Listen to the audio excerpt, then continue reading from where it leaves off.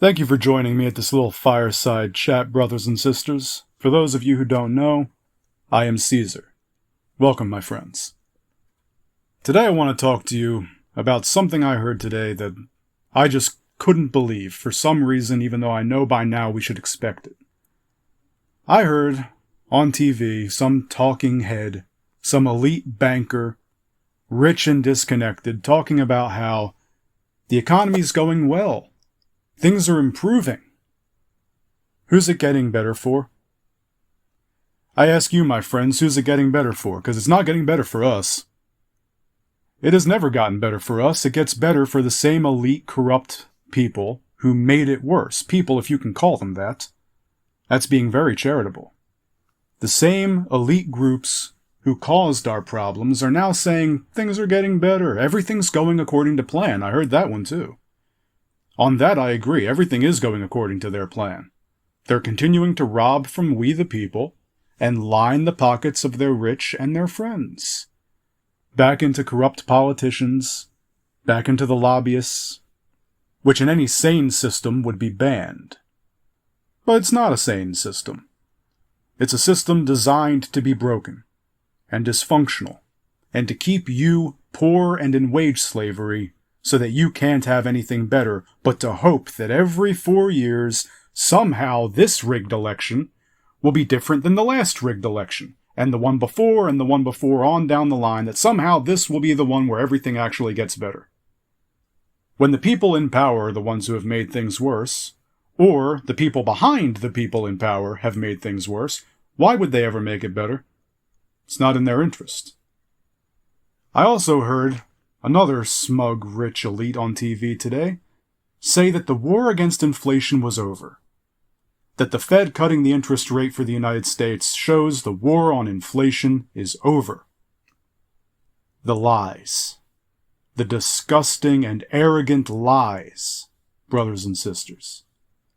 To believe that we would ever fall for that nonsense when we're living it. We can't afford life. We're making the call every day. When do I pay this bill and how? How do I come up with that money? Can I even afford to go to the doctor right now? I know that I feel strange, I feel sick, this hurts, that hurts. But I don't know what the bill's going to be. What my copay will be, what insurance will magically decide isn't covered this time. Making the choice, in some families, between who eats at this meal. Or whether or not we skip this meal to put money towards a bill. Is that the common case yet? For every household? No. Is it common enough? Yes. And to those who are saying that hasn't happened to you, how long until it does? And what happens then? Are you going to wait until that comes to your door, if it hasn't already? And if it has, are you going to keep taking it? But wage slavery keeps you tied to it.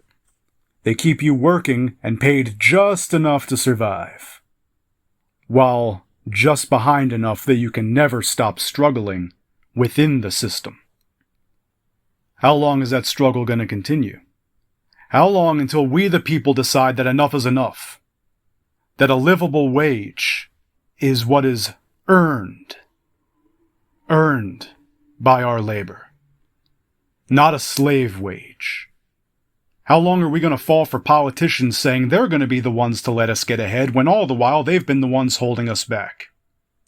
Selling us solutions to the problems they created. And if not they directly, the same ones backing them, controlling them behind the scenes. No matter which of the so-called parties people support, and whichever one says anything, both of them are part of the problem. Both of them are in bed with the same groups of elites running the media, running the banks, running the economy, and making sure it continues to mean less for everyone else and more for them. Are you going to take that forever, my people, or are you going to take that forever? Or are we eventually going to decide that the only thing we have to lose is our chains? It's time to stop waiting and hoping for a better future to be handed to us and to start building it ourselves. But how do we do that?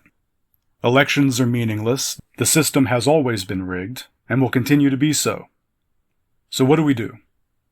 We organize. We unify. We stand together in this struggle, shoulder to shoulder against those who would keep us oppressed, keep us in wage slavery forever. We stand together to build the future that they would never let us have. That's how we win. That's how we take back a future for we the people, not the elites, for the many and not the few. That's how we build the future. And that's why I started Rubicon, because we need to unify together. Why Rubicon? Because just as crossing the Rubicon is a point of no return, we find ourselves now at a point of no return. If we don't unify now, if we don't build that future now, if we don't wrench back the control of our own future from the elites who stole it from us, we will never have that opportunity. They're working towards it now, making sure that we continue to have no real choice, keeping us in permanent wage slavery, in debt slavery, so that we always have to keep struggling in their system and can never even imagine a life beyond it. Making sure the future generations are being weakened enough that they will passively accept that future forever. We can't let that happen. The next generations need to be strengthened. They need to be taught about the struggle. And we need to take up that mantle, to take up the struggle for our future. If we don't, we will have no future.